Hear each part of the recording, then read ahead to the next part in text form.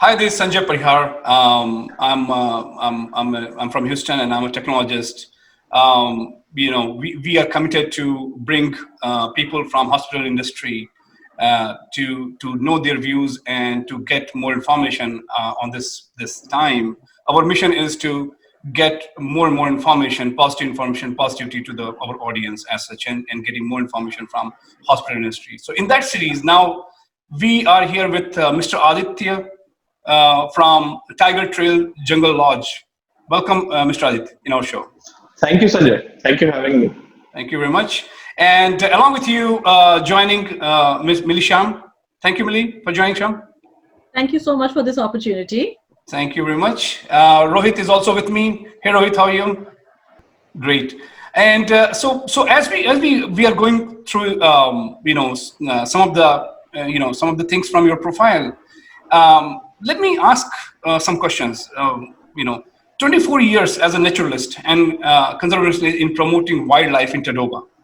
Yes. Right now, I mean, I can say this is not easy, and it requires a lot of perseverance and passion and overall commitment, right? And especially passion for the wildlife as such.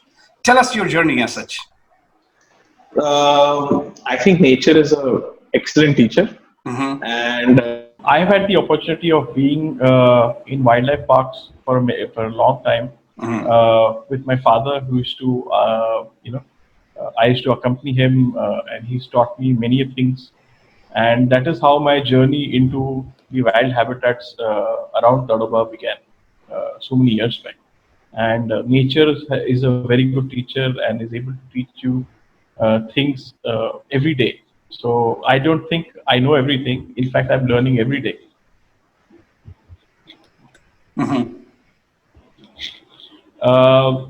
But those times, not a lot of people would look at wildlife as a holiday destination, or even somewhere that people wanted to go.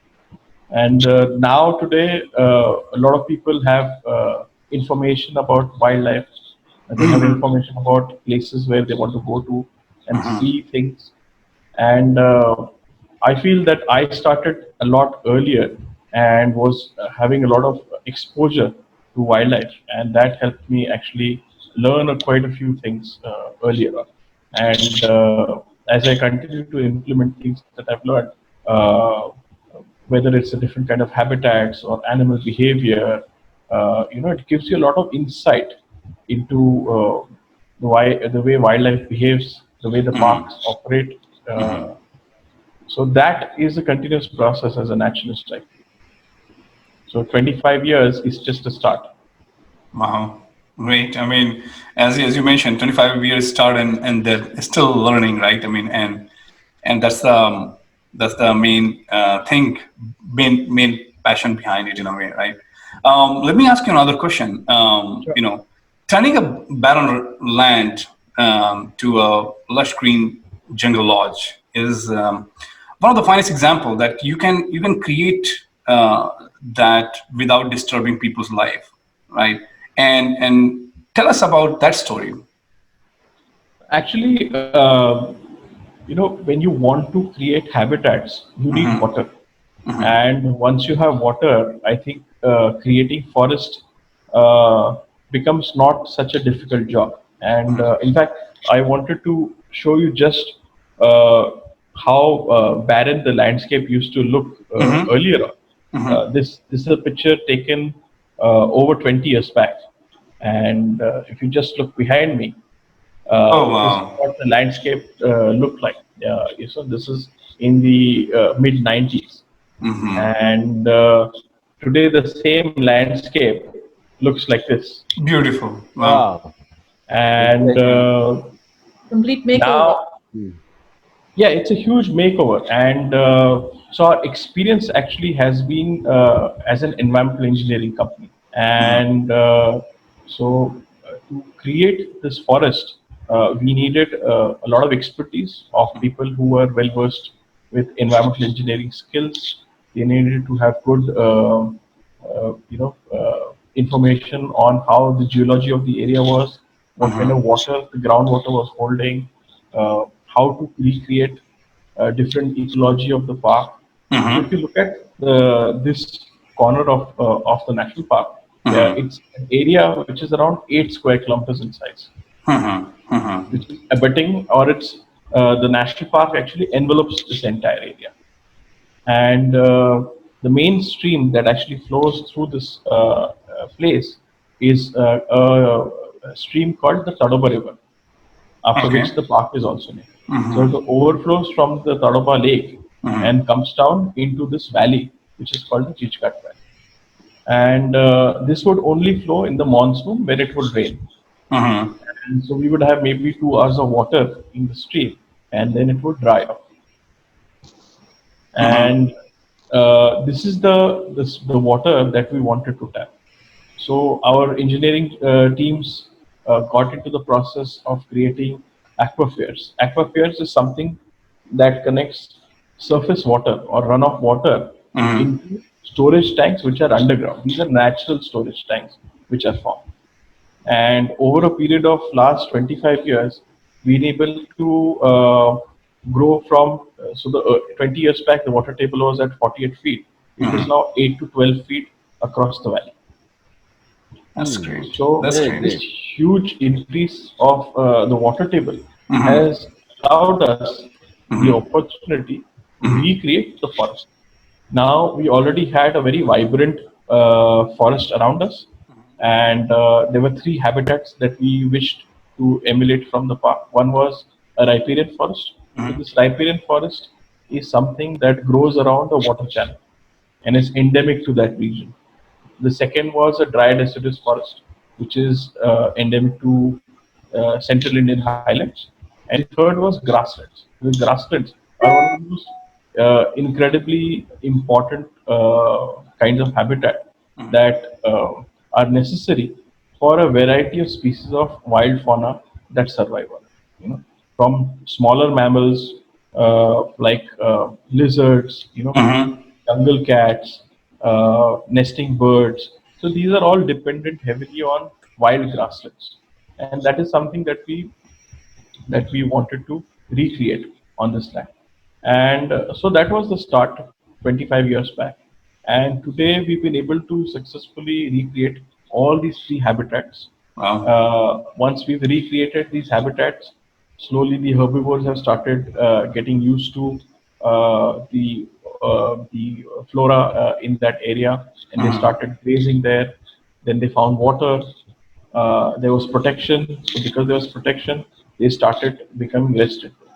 And once the herbivore became resistant, then there was a carnivore that would come, pick off deer, and go back. Then he decided that instead of looking around for prey in his larger territories, he would just come and reside here. And that is how the carnivores became resistant, because they had food, they had protection, and they had an area which was devoid of other competing predators. So that is basically how the lodge actually has started from being a simple concept where we wanted to recreate a forest to stay. We couldn't stay inside the park. We created a park where we could build our own lodge. So the idea was fairly simple. The execution was a little more complex than that. And having said that, after 25 years, if I look back, I think we've done a pretty fine job, and down the line through this interview, I may be able to show you some images of the things that you're able to see around. Absolutely, absolutely, very well said. And the important thing is what we hear, that it's a jungle within a jungle. And tell us some USP and amenities of the lodge. So basically, this Chichkat Valley is now a conservancy. The conservancy is basically we've recreated a forest which is abutting the Tadoba Tiger Reserve, and the idea initially was to create a small forest where you could do some walks and maybe you could do some birding. But as time grew, the forest also accepted us as part of it, because it was seamless. You did not know then where the forest ended and where the lodge actually began. And today it's also the same. There's actually virtually no difference between the lodge forest and the national park forest. And the animals that are actually part of this habitat now within this Chichkat Valley make the experiences of the lodge actually. And this is a new concept for Indian wildlife trade as such, where in India wildlife tourism has just been you go to some park gate, you sit on your jeep, and then you go inside and see wildlife. Right. Here, the Right. idea is very different. Here, we are today a private conservancy. A private conservancy is something that conserves barren landscapes or degraded landscapes, makes them into vibrant forests. These vibrant forests have the capacity to become sinks for spill of population of deer, spill of population of tigers, spill of population of leopards, nesting habitats for birds. So over a period of last 25 years, we've been able to recreate this entire habitat and extend the park into a private land. Wow. So we still are able to afford the same level of protection that the park affords. We are able to still have to tend to it, much like the management plans it requires to take care of a jungle or a national park. So the rules are basically the same. Only thing is we are doing it on an area which is abutting the national park and is outside the national park. And because the forests are highly productive, the animals are part of that ecosystem. Animals, the prey as well as the carnivores. And I feel that is our USP, is the ability to walk outside your rooms, see wildlife. You can see spotted deer, you can see sambar, you can see gore herds, you can see tiger. You have cubs now. This year we've got the third generation of tiger cubs in the lodge being born. And that I feel is a huge accomplishment for a lodge like us, which has actually come from out of nowhere, Right. restored an entire landscape, and is now taking care of this pill of tiger, which would actually Wow. have no place in the park today. Wow. Wow. So it's a real success story. The other success story is actually having gore herds. So gore is actually, well, you can look at it, call it the Indian bison, and actually the largest bovine in the world. And an adult could weigh up to 1,000 kilograms in weight. Uh, and these gore herds are incredibly shy of domestic cattle.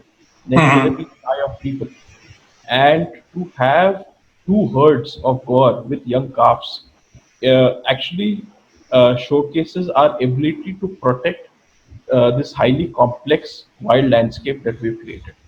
And so if there is grazing, the gore herds will disappear and never come back. If there is human interference, if there is collection of non-timber forest produce, then these gore herds will disappear and not come back. So the ability to retain the gore herds, to have them have young calves in the lodge area, is I think a success story on its own. Wow. Forget the Wow. wild dogs in the lodge area. Sorry, I didn't hear you. Wild dogs and the crocodiles. Well, that's so we have so many stories actually from Tadoba, from the No, lodge. I just said like not to forget the wild dogs and the So crocodiles the in the lodge wild area. dogs are. We had actually one pack. It was a pack of 8 wild dogs, and the first pack actually we spotted not very far back, was in 2012. So since we've started the lodge, the first wild dog pack really was seen on site in 2012. So it took us a good 10, 12 years before we were able My to God. have wild dogs which were able to feel safe, comfort, and have the density of prey available to hunt on the lodge area. So Wow. that, I think, the what you can see, the incubation period of the first 10, 12 years that it took us to grow this highly complex microhabitat abutting the park and cater to various predators which have kind of specialized skills in hunting specific prey. So in 2012, this first wild dog pack came. Then this pack grew bigger. It grew up to 16 dogs, and that was actually the biggest pack in the Tadoba Tiger Reserve. Then. And in 2014, then this pack split up, and 3 of the dogs actually separated and formed their own rival pack. So these are kind of the dog days of Tadoba. Yeah. And now we have this splinter group which has got five pups. There are three adults and five pups, and the main pack has again got three more pups. So they're again back to 16 in number. And then we have this rival wild dog pack which has eight in number.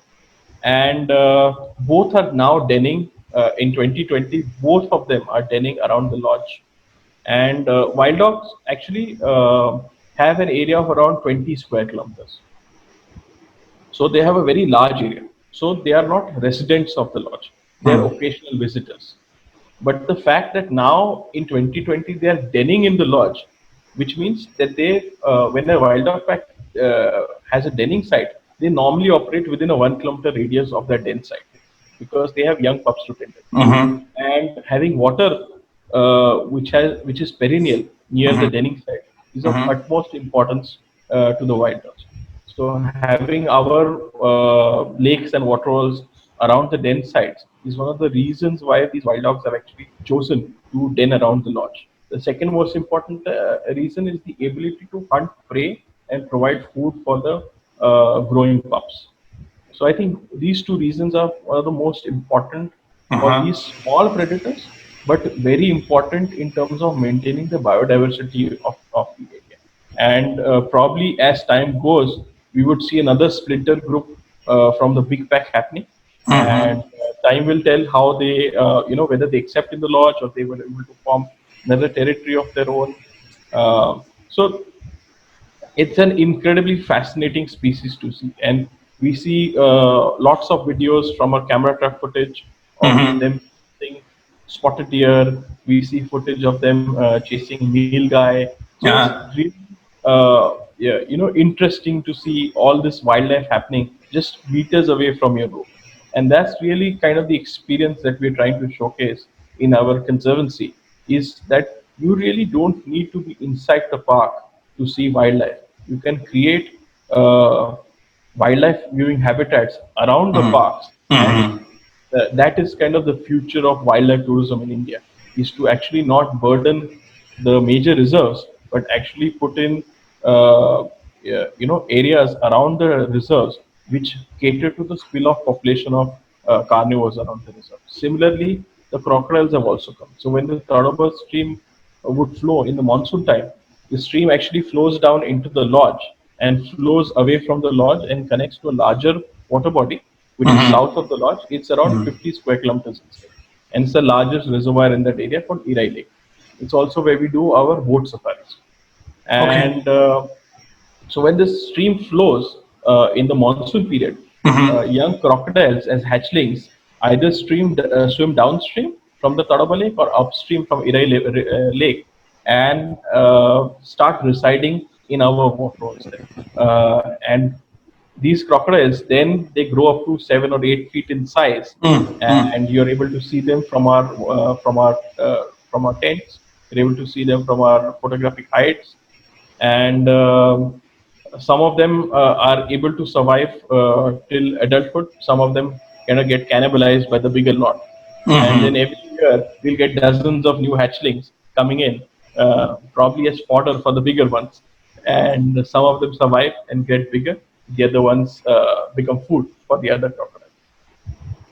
So we Wow. really have a mixed bag of lot of wildlife that you can see around the lodge, and this is something that is really missing from the Indian context. You see it every day in Africa, Right. from the private concessions in Africa, but from an Indian context, this is really the first experience that you can see of a real wildlife viewing experience right from your front door.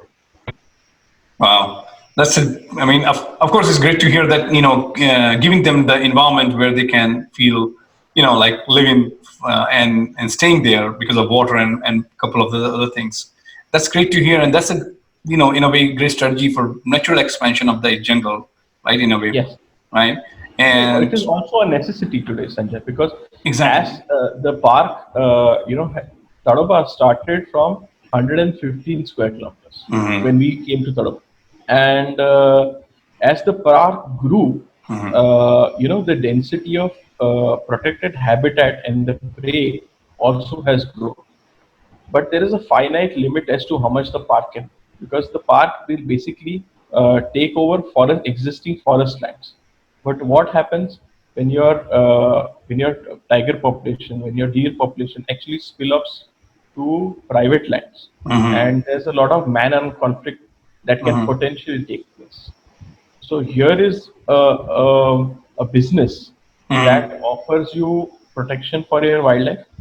It offers you new jobs. Right. It offers you the opportunity to reinvigorate the microeconomy of that region Right. through tourism activities, which take away nothing except for a few photographs from that Right. landscape, pour in a lot of good money into that landscape, provide job opportunities, Mm-hmm. create the opportunities for smaller businesses to Mm-hmm. thrive upon. Mm-hmm. Agriculture also becomes a little more vibrant because the ability to supply directly to the end customer. Mm-hmm. So agriculture actually becomes retail rather than wholesale. Right. So profit margins for the small farmers also goes up. Mm-hmm. So from becoming marginal farmers, they become retail farmers. Right.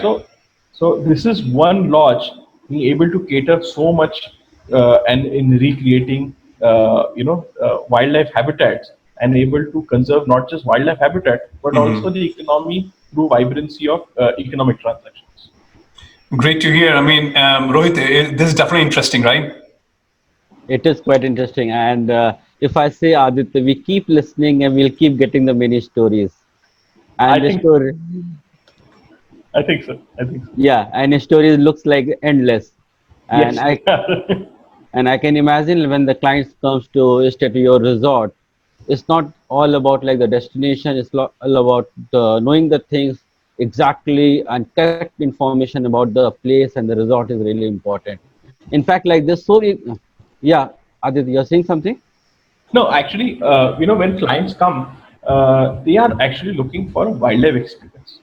And unless you are not able to bring that wildlife experience into his room, the Hmm. client is actually going to feel shortchanged, because today we live in Mm. an environment where we are catering to similar experiences.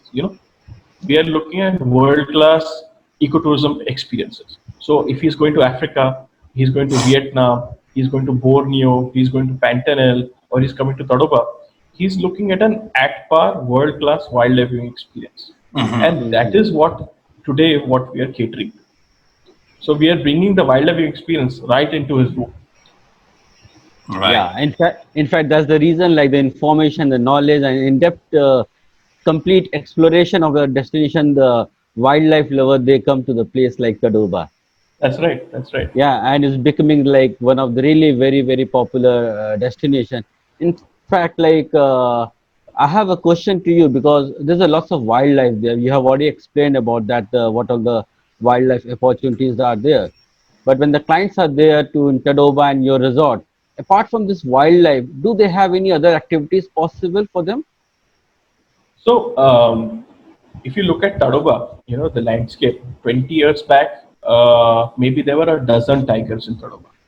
You know, in 90s, there may maybe 10, 12 tigers, and you would see one tiger per in every 2 months. That's how frequently you would see tigers in 1990s. Today, there are the new census just figures just recently got released last month, and in 2020 we have 115 tigers in Tadoba and 55 cubs. Apart from this, we have 150 leopards inside the sanctuary and Hmm. 40 deer per square kilometer.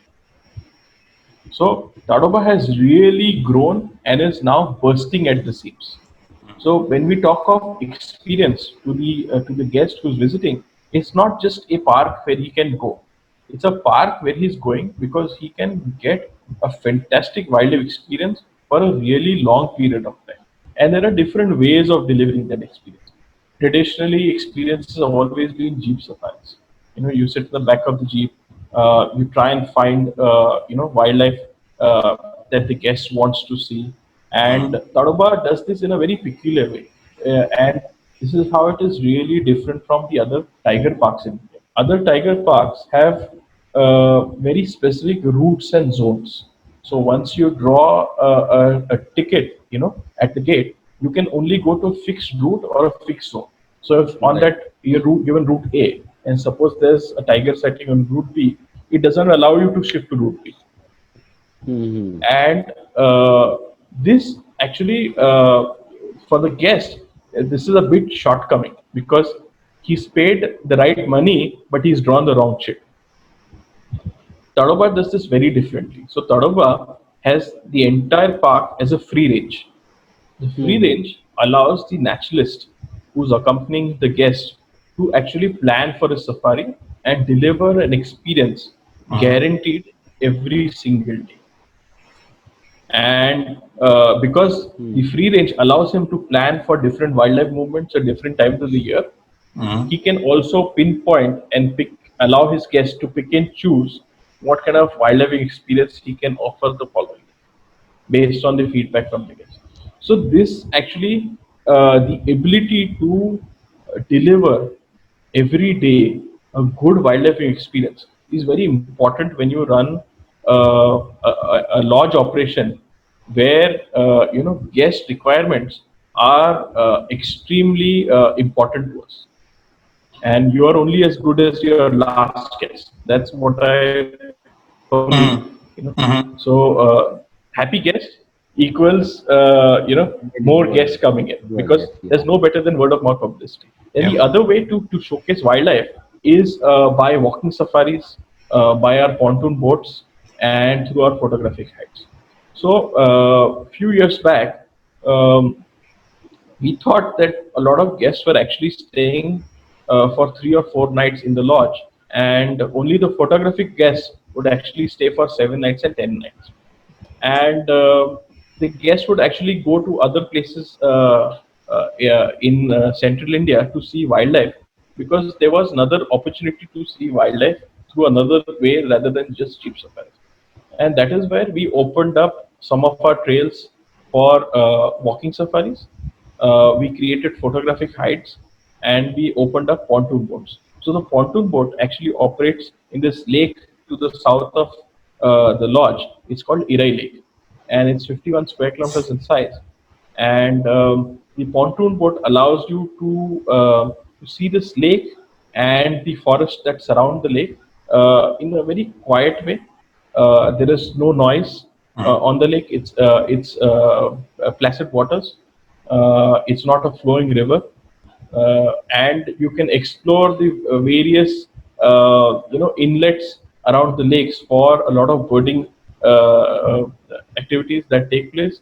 And on one boat trip, you could see maybe about 90 plus species of birds.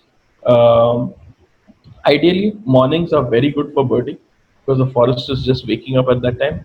And from pipits to jacanas to various migratory ducks to open-bill storks to the big raptors like Pallas fishing eagle and creative fishing eagle is all that you can see from the boats. The boats are also very stable because they're pontoon boats. They're designed to take big cameras and big lenses. So we get a lot of photography people who want to mount their big camera lenses on the boats and go for birding as a photographer. And the evenings are excellent for mammals. So I think Millie was on a boat trip, and she is able to see over 100 boar in one Wow. boat safari. That was And one of the fantastic boat safaris I've ever had. yeah, Wow. so these opportunities help actually guests to see a lot more wildlife than what they would typically see any other time.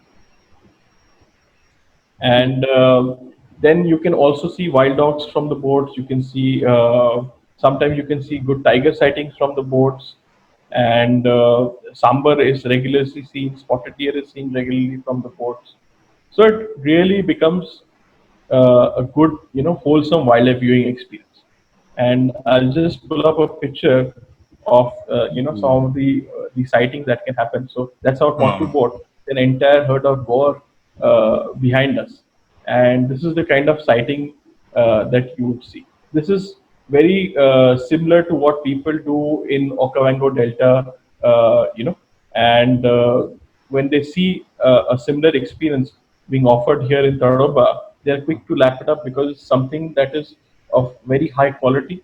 It's something where they're able to get a similar photographic opportunity, a good wildlife experience, and in total privacy, because we have only three boats on the lake. And with three boats and a 50 square kilometer lake, there's a lot of space between it. So social distancing during COVID times can also be followed. Yeah, good And point. it's a new norm. Mm. And I think this is going to get actually better, because as the park also has grown in terms of size, and also the population of herbivores and carnivores is really exploding through the park. I think every year we can definitely see a huge increase in the quality of sightings that take place. And then it brings us to walking safaris. So initially we started walking safaris around the lake, but now we have around three female tigers with very small cubs around that area. And today we have over 12 cubs just around the lakes. So those cubs are actually seen from the boat quite often. Mm. And so we've actually stopped some of the walking safari, because it becomes uh, too dangerous to take the guests into the bush when there are about a dozen cubs playing around. So so the walking safaris we brought back into the lodge area, and the lodge area we were already doing walking safaris, but today we have now two circuits. We've got the northern circuit, which is 5 kilometers, and we've got the southern circuit, which is around 5.5 kilometers. And so those are the two walking safaris that you can do around the lodge. We normally take no more than 6 people on a walking safari with two naturalists, and that keeps the numbers low. That allows the guest to actually get up close and very personal with some of the wildlife sightings that happen in the lodge, whether it's boar, whether it's sloth bear, uh, or it's wild dogs, or sometimes even amazing sightings of a tiger. And I'll share a personal experience which happened this summer. And so we were on a game trail. This was in February, and this we left around 7:30 in the morning. We heard one barking deer alarm call. So barking deer is a muntjac, and it the alarm call sounds like the barking of a dog. So we heard one alarm call, and normally when you hear alarm calls, you stop and hear for other repeated calls, so that allows you to pinpoint the direction in which the call is coming. So then it is your choice either to follow up on the alarm call and try and find what is causing the panic, or you steer clear of the alarm call and go away, to keep, maybe safety for you. So we waited for 10 to 15 minutes and there was no alarm call. And so we thought maybe the deer spooked itself, and we continued walking down that road. And around 15 minutes later, there's this huge tiger. His name is Bajrang, and he's the dominant male tiger of our valley. And he comes across, looks at us, and sits down on the road. Now, this is where your experience and understanding of wildlife and the habitats or even individual tigers plays an important role, because tigers, they're like people. Some are more aggressive, some are less aggressive. So Bajrang is our metrosexual tiger of Tadoba. So he takes care of the cubs while the female goes hunting. And so Bajrang comes and sits down. So now, when he's sitting down on the road, what he's done is he's told us that this is the distance at which I am comfortable looking at you, Hmm. and you should respect that distance. So we follow his directions, even though there's no communication between us. We understand what he wants to say. We hold our place, and we get busy taking pictures of him while he sits and grooms himself on the road. And within a few minutes, you see there is some movement in the grass behind him, and we are amazed to see that a small cub comes from behind him and comes and sits behind him, just behind his shoulder.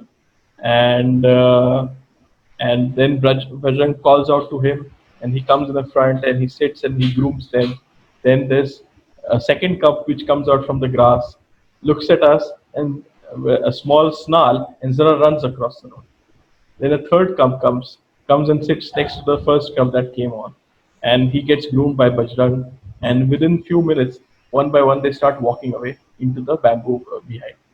And as soon as the cubs have gone, Bajrang gets up, takes one half glance at us, and then walks away into the bamboo thicket. We wait another 15, 20 minutes, thinking maybe we'll hear some alarm calls, to understand what direction that the tigers are moving. But there's nothing. So eventually, after half an hour, we start walking towards where the tigers were. And by the time we reach where the tigers were sitting, apart from the imprint on the sand, there's actually no proof that the tiger and three cubs were here just half an hour back. And Wow. these are the kind of incredible experiences that walking safaris offer you that Jeep safaris can't. It's the ability to really see something from close quarters, the excitement that it offers to see something where you also don't feel invincible. That you're sitting just in the back of Jeep, you could drive off anytime. So that thrill, that excitement of a walking safari is something that Jeep safaris could never offer.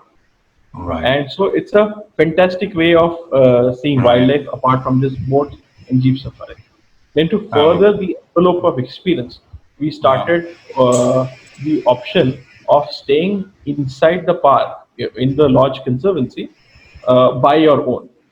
And this is where we developed the idea of creating a photographic hide, which would have an ensuite bathroom as well, so that older folks could also spend the entire night without being uncomfortable, yet offer the opportunity to get really up close and personal through the day as well as through the night for wildlife. And we opened up our first hide last year, and we've gotten some incredible amount of wildlife footage from these hides. Mhm. And now we are on the process of creating another hide, which should be open few months from now. We could probably would have been open this summer, but because of coronavirus and the restrictions on that, we were unable to build the hide. But Right. in a few months from now, hide should be open, and I think it will be an incredible opportunity for especially photographers, because that And- second hide is going to be targeting specifically photographers. And this is the first hide. I can just show you the image. And just Yeah. behind me is the hide, and you can see the herd of boar grazing around Mhm. the grassland, and the water body is just behind it. And so these are the kind of photographs that the hide would be able to produce for you. And That's also, that's amazing. I'd like to show you some images from a walking safari, and I'll just bring them up here. There's a lot of wildlife experience there. Huge, right, Yeah, Rohit? This Yeah, huge. it is. this is Yeah, Yeah. actually yeah. guests on a walking safari, and they are also seeing gore, literally meters away from the room. And Right. so the kind of wildlife experience that the walking safaris would also offer. Amazing. Hmm. Rohit? Great. Yeah. Yeah, yeah. In fact, like when I say like the complete transformation from 10 to 12 tigers to 150 plus there, Mhm. and you see like the cubs walking around to your lodge, and one can go for the walking safari. Like of course, like though it is a very new thing for me to hear like walking safari. Don't you think like it's going to be scary and maybe a bit uh, dangerous for the clients going on the walking safari? So Definitely, this is you. a video of actually our big male tiger called Bajrang right in front of our tents. And this is the kind of walking safari that you'd usually be taking. Uh, Trust me when I tell you, the animals also don't want to get close to you. In fact, they want Mhm. to stay as far as you. And your whole idea of safari, whether it's a jeep safari or walking safari or boat safari or photography hide, is to try and find and get as close to something as possible, like a tiger, who in his life never wants to get close to you. Wow. And so that is actually the challenge, is to offer the guest a good wildlife viewing experience, being close to wildlife yet not disturbing it. So this is a tiger being seen on the lodge within few meters of the room, and then there are images of wild dogs, like behind me. You see a Mm-hmm. pack of wild dogs, and you can see the tent behind you, and they're just they're hunting. So they're scoping the area for spotted deer, and they're looking at prey that they can, pick up from the lodge, from the grasslands around the lodge. And this is why the grasslands are also very important as an ecosystem. When you develop a forest, is because it offers you megafauna like these wild dogs to come and take up, residence there. So in fact, another question comes like of course when the clients are there, do they have like looks any tribal tour or village tour kind of possibility? So I think villagers are part of our lifestyle, and when we built the lodge, we also wanted to protect it. And the way we protected was we identified that there were two kinds of tribals living in our villages next to us. And one was a farmer who would till on his land during the season, during the monsoon season, produce enough crop to sell it. The other people were actually landless tribals. Landless tribals actually do not own any land but work as farm labor on other people's land, and they get very little actually money for it. These were also people that were involved in a lot of small game poaching. This I'm talking about almost 25 years back. So they would pick up a lot of quails, partridges, peacock eggs, peacocks, uh, and this was their way of sustaining themselves through periods when they actually had no jobs or no money. And this was a real challenge from us, because if we were to develop grasslands and we wanted something to populate those grasslands, like quails and rain quails and bush quails and partridges and peacocks, we needed that there would be no poaching in that landscape. The way to do that was it fairly simple. Take them, give them a piece of land, give them seed, give them water, and ask them to grow crop on that. All they had to do was grow the crop. We would buy it from them directly on site. So that is how we actually created a protection buffer around the forest that we were in. Is that these were people whose livelihoods were economically connected to the success of the lodge and to the protection of the animals that inhabited the lodge. And that is how we tied or rather we intertwined both our futures of the lodge as a business, and as well as the future of the surrounding communities by offering them opportunities to create a new life for themselves through farming, where the crop would be consumed by the lodge. They in turn would also offer protection to the forest. So I don't need to actually employ a protection force, but my local stakeholders are actually my protection staff for the wildlife landscape that we've grown. And then we also started hiring a lot staff from these communities, which became part of the lodge for over 20 years now. And all my staff is there for the last 20 years. Uh, Now, because we had excellent relationships, we also wanted our guests to actually have a peek into their livelihoods. So they have fantastic culture, and Indians are very popular, famous for their music and their vibrant culture through dance on various festivals. And we would invite them into the lodge to celebrate various festivals.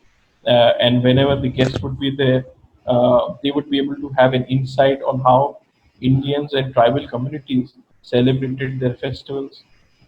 We would invite some of the people from the lodge who made fantastic local cuisine as cooks would come into the lodge and create menus, huge, extremely tasteful menus for the guests to sample in the evenings. And it was something that the guests could try their hands into making local bhakris, which are basically made from sorghum, and they would also some extrememely sweet Indian desserts that they would try their hands into. Millie smiling because she's also done it. So this is a real peek into their lives, their culture, their traditions, things that they celebrate through the year. Then they would also go and have cups of tea in their houses, because these are also our naturalists who are actually leading the guests on their walks when they would go for a walking safari. These are also the guides that would sit in the jeeps when they would go on the jeep safari. These were also the boatsmen that would take them on the boat when they're going on Wow. boat safaris. So we've really tied the local communities into all the activities of the lodge, whether it's safaris or whether it's hospitality around the lodge. And unless you don't share, you will not be able to grow either as a forest or as a business. And Exactly. And it's that's really, also Right. taking care of the sustainability part of tourism, yes, Right. involving the local community into your lodges and into the daily lifestyles of the lodges. correct, because these communities were there even before the lodge was there. So we had some of our fundamentals very strong right from the beginning, that we would never compete on any natural resource with the Hmm. local population.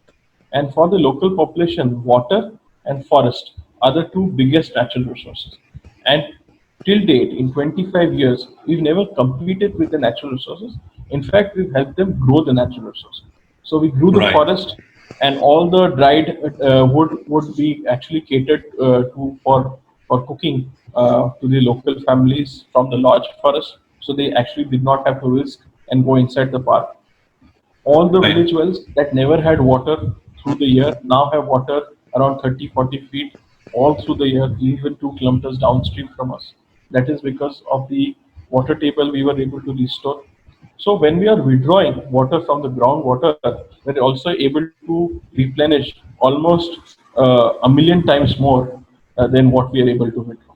And I think that is Right. one of our sustainable goals that we identified right from the beginning. That is amazing to hear. And while we may be going towards the end of the time, but certainly we want to know more. Talking about the location as such, and can I come there, and can I combine more destinations as such? So the way to get to Tadoba and the lodge is to Mm. fly into Nagpur. Nagpur is the geographical center of India.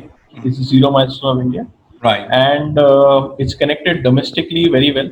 So Right. you've got flights from Delhi, you've got flights from Mumbai, you've got flights from Calcutta, you've got flights from Chennai, Pune, Ahmedabad, Bangalore, Kochi, Chennai. So domestically is very well connected. Internationally, we have two flights. One comes from Sharjah every day, Yeah. and the other flight is Qatar Airways, which flies a lot more destinations worldwide. It connects to Europe, it connects to a lot of That would be. destinations in America, Yeah. and so it's a hop flight. You have to switch at Doha, which is Hmm. kind of the hub for Qatar Airways, Hmm. and that's a flight that brings you into Nagpur. You got 12 Wow. business class seats on that flight, so a lot of guests actually prefer long haul flights with business class seats. They're more comfortable, Yeah. and that's where the air miles get used probably. And Yeah. Yeah. so flying into Nagpur, Mm. that's the best way to do it. You also have 400 trains, passenger trains that go through Nagpur every day, Mm. and they go, because Nagpur is a geographical center of India. All the trains that go north, south, and east west go through Nagpur. Mm. So actually, 400 passenger trains is also a fantastic way to It, get it into sounds like Nagpur. very well connected as such. I mean, this Very, is very well connected. and tell us more about cuisine as such. I mean, that's another interesting point which our audience may want to hear. Well, we get a range of guests. We get Indians. The Indian guests who come are actually very mature travelers. They've traveled the world. They've been traveling for years. They know exactly what they They're want, looking for. and when they come to a lodge like us, they want to travel, to see wildlife, and they want to have local food. So our tribal menu is really made of sorghum bread, Wow. lentil soup, millet, and rice cooked together, lots of fantastic, extremely sweet Indian desserts. So that's, our tribal menu is what these travelers are really looking into. And that's true for also a lot of foreign travelers who come into India, because India is an experience for them. And food is part of the Part of experience. it. Totally agree. So, and in India, food differs from kitchen to kitchen, not just Yeah. city to city or region to region. So our kitchens, take out the best of Indian cuisines from all across various states, local cuisines, regional specialities, and we stay away from the typical, naans and Yeah. and because you get plenty of that all across India. So we try and bring out real ethnic dishes. Like, one of our specialities is called ghee roast, which is, which was actually lamb cooked in a way where it would last for days without actually it ever being needed to reheat or anything. These are, cooked in whole spices, in ghee, which is Wow. Sounds very It is good. the highlight of amazing. Tiger Trails, and besides cooking the Indian cuisine, Tiger Trails, the chefs of the Tiger Trails also, cook beautiful world cuisine also. In fact, just to give the variety to the guests when they're staying there for 5 nights, it gets boring with the Indian cuisine. So they also have the fantastic. The chef makes fantastic tiramisu. Oh, Yeah, wow. So yeah. sitting in the Tiger Trails Tadoba Lodge, which is like not connected with the world, you get to eat your tiramisu. Wow. That's amazing. That's amazing. Yeah, and great. Sorry, you're saying something? So, often travelers, after traveling through India, they also want some comfort food, and that's where the puddings, the tiramisus, the souffles, Those are my the favorites. pasta, Those are the my favorites pasta, for sure. aioli, and Caesar salad, and all those kind of stuff come in handy as comfort food, because 1 or 2 days they want that real comfort food. Uh, So while we are about to wrap up the call, let me ask this question: what is the best time to visit as such, Mr. Aditya? So actually, in central India, there are three main seasons. Right now, it's the monsoon time. So monsoon time, the park is also open. The park never actually closes. It's the only park that remains open all through the year. This is the time when you get a lot of nesting birds coming into the park in the summer and nesting during the monsoon time. So a lot of birds have chicks during this time, and the bird sightings are localized to a major extent. It's also the time where you'll see large herds of spotted deer coming together in grasslands, maybe 200, 300 in size, because they are dropping fawns in the grasslands. Wow. And so a lot of breeding mammals and birds are during monsoon period. So it's really time of plenty, and the entire slate gets wiped clean from the park. So everything's lush green, emerald green in color. Wow. So Beautiful. it's a unique time to see the park. It's also a unique time for us, because we get a lot of families, because America goes on holiday between July and September. Europe goes on holiday between July and September. So monsoon becomes a very good opportunity to tap into the family market from the first destination. Then Wow. between October and February is our winter season. Now, the winter season offers actually the best of both worlds. You get fantastic wildlife viewing opportunities, but also comfortable weather. So you're not having to deal with rain if you're coming from UK. You don't want to go from one wet country to another wet country. So a lot of our UK and European clients would, especially the older folk, would want to travel during these months. They start from say maybe Thanksgiving onwards, Thanksgiving, Halloween, Right. Christmas, Right. New Year's, and right up to February. And so this is the time when we'll have the mostly the FIT traveler, meaning independent people, couples or families who want to travel and explore new destinations, or are looking for another world-class wildlife viewing experience. And that's the time when these people would come. Then March to June is where we would get big bump in the quality of wildlife sightings. And that is the time when we'll get a lot of these photographing groups who will come to us because they are wanting big ticket photography opportunities. And so all the 3 seasons offer you something unique, Wow. but there's really no one season where you can say that this is better than the other. And we've Wow. got guests who've been coming for years, and they alternate. Sometimes they'll come in the summer, sometimes they'll come in the winter, sometimes they'll come in the monsoon season because their grandchildren have holidays in the monsoon time, Yeah. so they take their opportunity, come up, and this is a time when we also involve them in a lot of our activities.